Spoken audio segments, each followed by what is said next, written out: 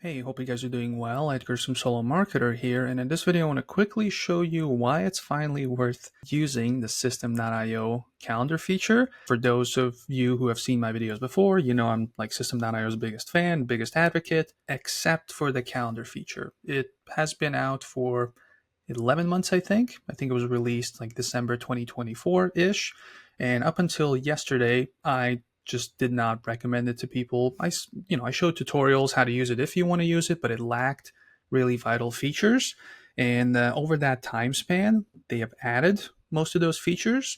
And yesterday, as of November 2025, they added the most important kind of like of the missing puzzle pieces, which is setting up the availability, which you can set it up now. You can set it up to a number of days, like a rolling availability. Let's say over the next 14 days, right? Your calendar can be open, obviously with some exceptions, but it's always rolling. You don't have to reset it like the way it was before.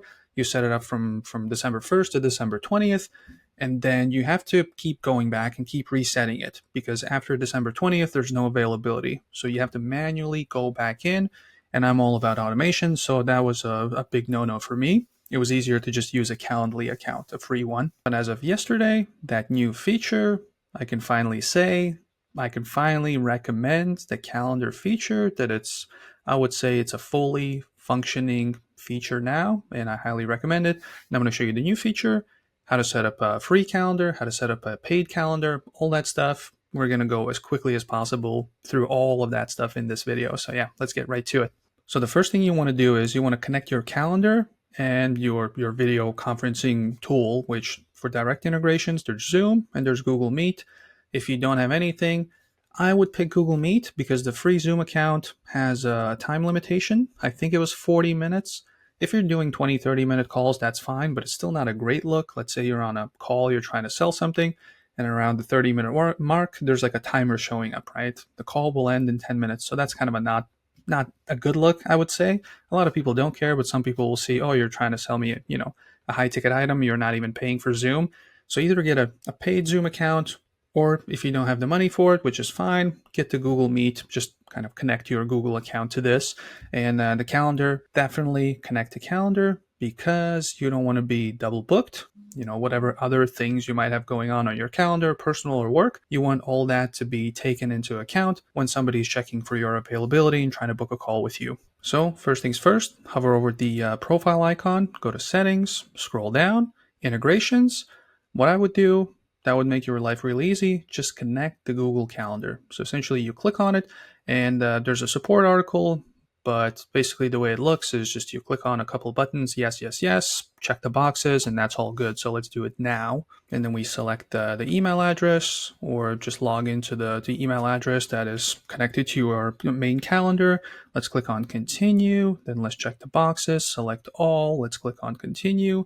And it is all connected, as you can see now. For the last thing here is if you drop this down, I haven't double checked, but I would just check all these boxes just to make sure that everything is taken into consideration when it comes to your calendar. There's no possibilities of being double booked if there's an event in your calendar. So that is it for this one. Let's close the window. And you can see here, once you connect the calendar, it also connects Google Meet and it will auto-generate the link, which we'll test it out later. When you book a call, they receive like a call join link or whatever. So that's all. This is like the simplest integration basically that you can set up. So now that we have it, what do we do next? We set up the calendar and then we will add that calendar to a landing page because that's how it works. You can't just like create a calendar and there's no link attached to it. You need to actually add the calendar element for that specific event into like a landing page. So now we go to CRM, calendar. Here you can see we have the events, which are the different calendars. And then we have bookings, which shows the list of all the calls and time slots booked and who booked them with you. And also the availability. You can set like a global availability for specific days or days of the week. Let's say you want to do every Monday and Tuesday, 9 to 5. You can set that up here. And then let's say you have 10 different calendars. You can just check a box that says use the global availability setting instead of setting it up separately for every single calendar. In this case, we will not do it, but just so you know, that's an option. So let's go to events, create a new event. Two options, individual event, group event. So this is, group coaching versus one-on-one coaching as an example. In our case, we're going to select individual, confirm, and this is pretty much all this stuff is straightforward, but I'm just going to quickly set up like just a mock calendar. We're going to go through all the features together. So for the name, one-on-one coaching with Edgar's, for example, host name, Edgar's, event duration, obviously whatever is your duration, you can also set it to custom, but these ones are usually fine. I don't know, just select whatever yours is. Also, location, online meeting. So this is where the Google Meet link will come into play. So we'll check the box. If you have Zoom, then use Zoom. It will just, if you have that integration, that's like an extra integration you do in the previous screen that we just did. And external link, if you're using some other tool, you have like a link, a constant link that people can just join in. So you would paste that link in, but I think the direct integration is better and more foolproof.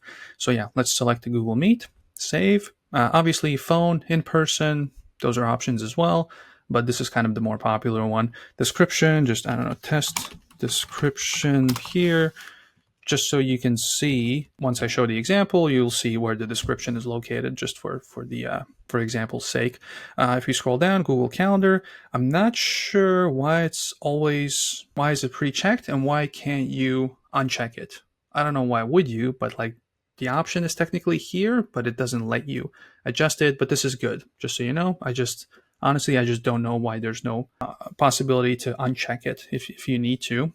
For the calendar, yeah, just select the one that is yours. There's also, you can add multiple ones. In the previous screen where we did the connection, you can have multiple, but just connect your main calendar. Don't connect like a separate one that's away from your main one. Nobody will see what's on your calendar, but it's better to have the main one connected. Again, just so there's no double bookings. If we scroll down, what was there? Yeah, the host photo, custom logo, add those as well. Obviously, your branding looks better, but that's not a priority for this example.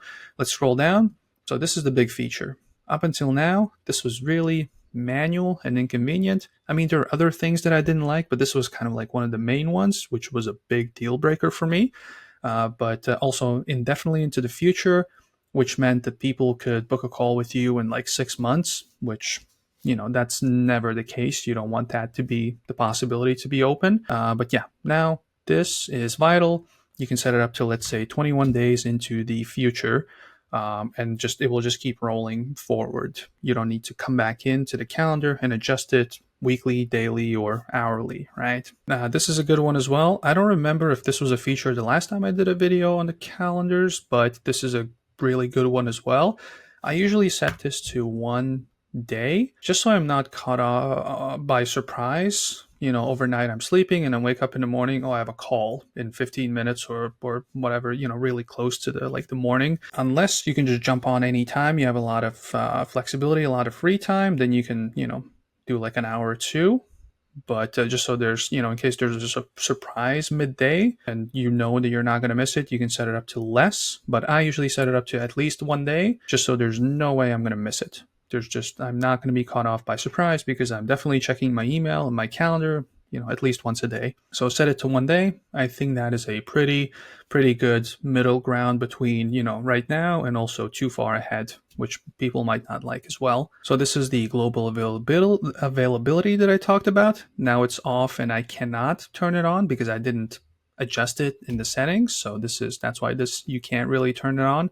And here, weekly availability, just like I mentioned, a couple of examples. I don't know, 9 to 5, for example. And let's scroll down. Where is it? 9 to 5, right? Let's say only 2 days a week I can do it. You can have multiple slots. Let's say 9 to 12 and then 1 to 5. You have a lunch hour, so you can do that as well. If we scroll down, obviously for every day of the week, you can do that. Start time increments. This is in the calendar, the way it's going to show up. Don't do 5 minutes or 15 minutes. That just means it's going to show up as 9 o'clock, 9:05, 9:10, 9:15. You don't want to have this crazy list. What you want to do is, obviously it depends on your call length, but if it's like a 30-minute, I would just do 30 minutes as well. It will just show 9, 9:30, 10, 10:30. It's pretty convenient. As opposed to that, you can also do 60 minutes. I think those are the two real options. If you're doing 90-minute calls, then you can do 2-hour increments. that's an option as well, but I would just do 30 or 60 minutes and that's going to be fine. Daily limit, this is a good thing as well. You can set it to, I'm not doing more than 3 calls per day. To me personally, calls are pretty exhausting as an introvert, so I would never want to do more than 3 or 4 per day, no matter what I do. You can set it up here just so you're not surprised by like 7 calls on a specific day, and it's just going to be exhausting, and the quality of those calls is just not going to be great by call 6. And the buffer time, it's great that the option is here, but I don't like the fact that it automatically sets to before and after. A lot of calendars, they have the option to set up a buffer time before and or after, so you can pick either or both. If you pick both, then it just kind of takes up a huge chunk, because let's say you set it up to 15 minutes. Somebody books a 30-minute call, and also that will kind of take into account the previous 15 minutes and the next 15 minutes. So it needs to be like a whole hour in your calendar that needs to be open for someone to book a 30-minute call. So there's a lot less slots available, and sometimes there's no slots available. If you have a tight calendar where you have 30, 45-minute gaps, technically they're there, but because of those buffers that help you like prepare or kind of like wind down after the call, or prepare for whatever else, or just kind of summarize the call, this takes up a lot of time. So I wouldn't go too crazy with this. If you do 30 minutes and plus the 30-minute calls, then it's going to need to be a 90-minute opening in your calendar, because it's 30 before, 30 after, and the 30-minute call itself, for them to be able to book a call with you.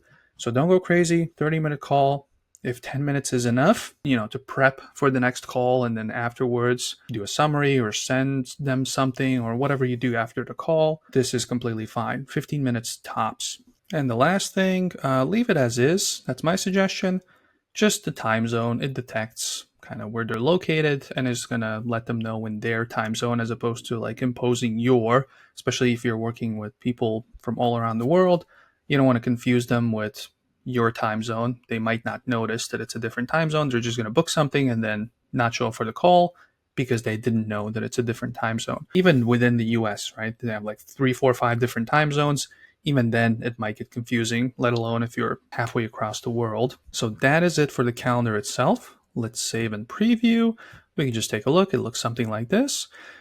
Pretty straightforward. Name, description, right? It's going to be Google Meet. This is how long it is. And here they can first book a slot, then give you their name and email. This is as simple as calendars get, and I mean that in a good way. So yeah, let's go back. So what do we do with the calendar now? We have an event, which in a free account, you can only do one. With paid accounts, up to unlimited, but in free, it's completely fine. Just like Calendly, I have a free Calendly account, one event, completely fine. But now, as I mentioned before, there is no link. Like, what do you do with this calendar? You need to set up a landing page. So we're going to set up a quick, super simple landing page just to show you the functionality of it. It's just one page that we're going to do for the free one. And also we can do a paid one. Let's say it's a paid consultation. They pay you a one-time fee of $50, for example, or $250, whatever your consulting fee is.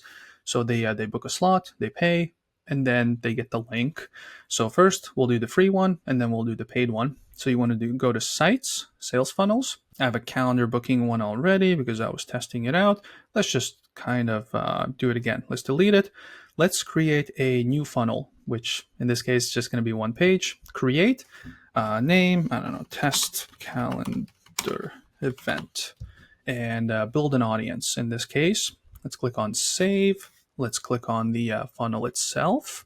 And what we're going to do is you can just use one of the templates. There's going to be some templates below, which are mine, which I personally prefer, obviously, because I made them, but also they're simpler.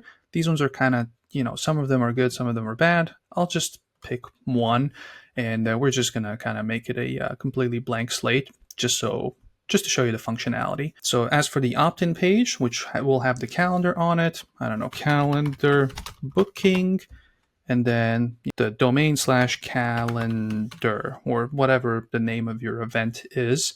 And as for the domain, that's in the previous step with the pop-up. I forgot to show you, that's where you pick the domain, but you can do it in funnel settings here as well. So we go to edit page, and now let's just delete everything. I personally don't like any of this stuff. There's a lot of tinkering to do, so we're just going to have a clean slate. So the only real element that we need, obviously we might need like a footer and testimonials and whatever else, but in this case, we just need one element, which is the calendar element. On the left side, I always keep forgetting, here it is, calendar, under form elements. We drag it in. Obviously you can change the background color if you want, like a background image or background color. I don't know, we can do this, for example, okay? And this is the calendar element itself. Let's give it some little bit more space. Let's click on the calendar element. Let's add some more margin just so it's kind of like there's more breathing room. So if we click on the element again, what do you need to know? As you're on this page, and there's the calendar element. Here on the left side, you can edit all the kind of like the copy elements, right? Step 1, set up your booking details, kind of like you can change colors. Also, you can connect an event. On a free account, obviously it's one, but if you have like multiple calendar events, you can select it here. Which one do you want there to be like a connection to? And also all the kind of the colors and all that good stuff. Just go through all of this. This is pretty simple. This I would leave alone, but there's like padding, margins, which we just did. I don't know, available color. Let's do something maybe a little bit more. I don't know. Let's do something like this just to give it a color, right? We can make it slightly more transparent. And yeah, just to kind of show the availability. But all the branding stuff, everything, you can edit that. That's the calendar itself. As for the form, here you can ask for all their contact information. Where do you actually send them the details of the call? And in this case, I would just ask for the details that you need. If you don't need their phone number, take it out. You can just click on this little trash icon. If you don't need their information, don't ask for it, because the more stuff you ask for, the less likely they are to book it. If you're going to ask 20 questions, your conversions will be lower. That's just pretty much a guarantee. It's just more hurdles to jump over. I would even skip asking for the last name unless it matters. But the good thing here is under forms, you can ask them questions. Maybe you need like qualifying questions. You can add a question of, I don't know, what was your business revenue over the last year or whatever. If you're, taking coaching clients that are 1 million and above, for example, right? You can set up qualifying questions that you can eliminate people based off of, or you can collect information rather that will help you prepare for the call to help them better. So you can ask those questions here, right? Sample question, and then I just write it in manually, and obviously make them mandatory, unless it's something that's like that they can fill in if they have some more information to add. Then uncheck this box, and you can add multiple questions, obviously. So this is kind of, keep it to a minimum. Only the things you need. Don't add 1,000 questions and 1,000 different fields, what their address is and all that stuff, unless you need that information. But yeah, that is it. Let's click on save, and now we can go and test it out. So what we're going to do is we're going to copy this link, this little link icon. Oh, also another thing I forgot to show you, my bad. Also, when you click on the calendar element, the thank you, the booking confirmation, I forgot to show you that. Again, I would do no redirection, and it just shows basically the information, or you can do a thank you page. You can select to the next step or to a custom URL. It will take them to a different page, but one of the rare examples where with a form, I would keep it on that same page, because you want to have like a confirmation element that shows the time and kind of like the call type and all that stuff, just like a little summary. I think that's a little bit more convenient than just taking them to a page that looks similar but has none of this information. But yeah, click on save, exit page, copy the page, and let's test it out. There we go. This is the landing page. So let's just pick a slot, for example. Next step, I'm just going to put in my information. And yeah, whatever the sample questions, whatever the answers are, and then let's click on submit. And this is it. So now it should show up in our calendar, and there should be an email. So let's see if that's the case. So here we go. In about a minute's time, it showed up in my email inbox. There's 2 emails. I think one of them was a Google one, and the other one was a system.io one, if I remember correctly. But don't quote me on that. But also, yeah, it just shows up as this, all the information, kind of like the description, the answers to the questions, and also you can cancel or reschedule. That works on both ends. And the other one, yeah, I think this might be the Google, or maybe they're both the same. I'm not sure what the reason was for that, but yeah, this is what it looks like in the inbox, and this is what it looks like on the calendar. If we click on it, here's the link, right? Direct integration. They just click on the button once the time comes, and also they can accept, decline, or click on a maybe, which for a one-on-one call that might be weird, but still, you can do that. And yeah, that is, as simple as it gets. It's all direct. They get a reminder. It's in a calendar. It's just how a calendar booking kind of software or service should be. And now I think it's a complete thing, or at least like 90% there, but it's fully functional and it's all automated and it's really simple to manage. And as for the booking itself, in my dashboard as the admin, I go to CRM, calendar, and then bookings, and it shows up over here, right? Everything is here. You can see that's a free event. So for a paid event, that's going to be the last thing I'm going to show you because it's been a long video already, but there's a lot to cover and I want you to get the whole picture. But here it kind of shows, yeah, it's a free event. And yeah, essentially you can reschedule it, cancel it, and you can see the booking details as well. Everything is just there. All the information is available. It's really easy to manage. And especially if you have a lot of bookings, this is really good. I finally like the calendar feature. But yeah, last thing, we want to set up a simple sales page, but instead of just a basic sales page and then on the next page giving them the calendar, we're going to set up the paid calendar right away as like a simple function. It shouldn't take more than a couple minutes. So now we go to sales funnels. We can use the same funnel. We're just going to set up a new page, add step, paid calendar event. And for the type, it will be an order form. Keep that in mind. It needs to be an order form because there's going to be a transaction on that page. So pick that and then choose a template or start from scratch. Again, there's templates below. There's system.io templates here. And you can also start from scratch, which we're going to do here because I don't want all the extra noise. So let's click on save and we're going to move this up over here. There we go.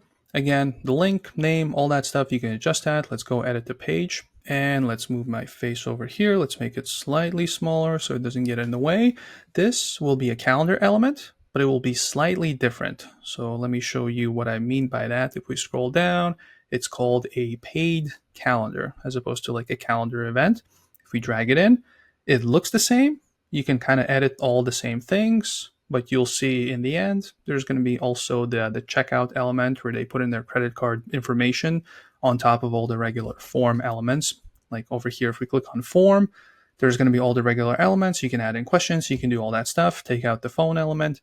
And then below that, there's going to be credit card information, and it's going to outline how much this thing costs. So yeah, all this is editable. You can edit this, write the headline, or just, take it out, enter your details. You can leave it in. You can take it out.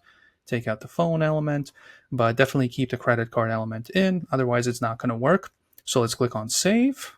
Let's assume we have edited all the colors. Everything is to our liking, to our brand. So let's exit. And now the second last thing we need to do is we need to connect a product and a pricing point, just so there's actually something that we're selling, because as of currently, the page will not work. So what we need to do under this order form page is we need to scroll down.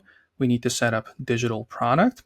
Either something that you have already or set up a new one. So we're going to set up a new one, paid consult.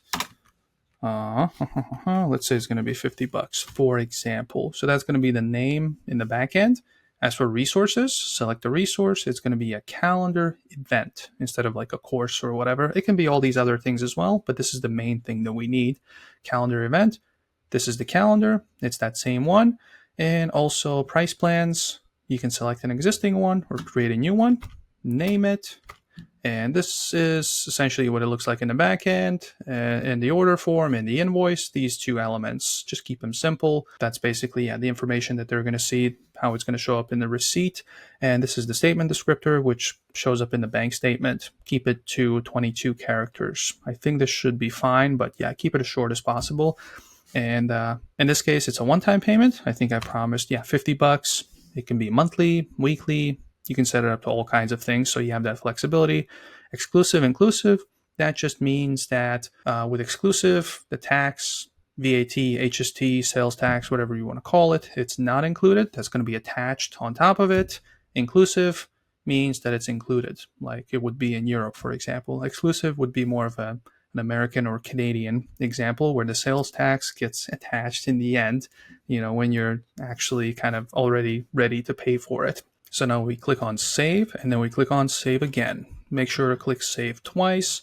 And if we open the page, here's what it looks like. Let's just book a slot. See, 9 o'clock is not available anymore because I booked it in the calendar. So that integration is vital because the 9 o'clock got booked 5 minutes ago. So it shouldn't be there. It shouldn't be available.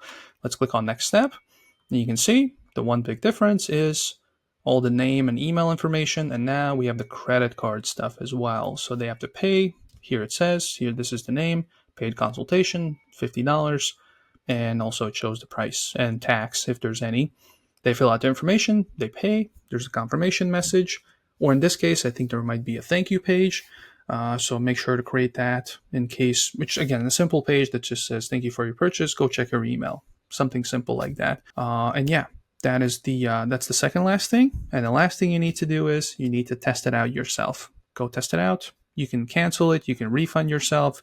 You can add a coupon element, I think, as well. So, apply 100% coupon and then you're not going to lose any money on fees if you do a test purchase and then refund back again. But yeah, that is kind of the whole summary of, I wanted to start off with the new feature. And in case you have never used the calendar feature on system, wanted to give you the whole picture as well, kind of context, why I like it now, why I didn't like it before. If you've seen my previous couple of videos, wasn't a big fan. Now I'm a big fan. I think I might switch over to it as well. I don't think there's any difference between Calendly and this for myself personally. And also I can create multiple events because I have a paid account. But if you have a free account, it totally works fine and you can set up one event. So yeah, it's finally relatively complete. All the other stuff will just be extra nice features, but it's in a working condition. So I'm glad that they have added all the necessary features over the last 11 months. But yeah, that is it for this one. If you have any questions, comment below. Also subscribe for all things system.io, how to set up your own business for free or as cheaply as possible. That's all the topics. Go check it out. Over 100 videos, pretty much all of them on system.io. Ask questions there. And yeah, just basically everything system.io related. There's probably going to be an answer on my channel. But that is it for this one. And hopefully I'll see you in the next video. Bye.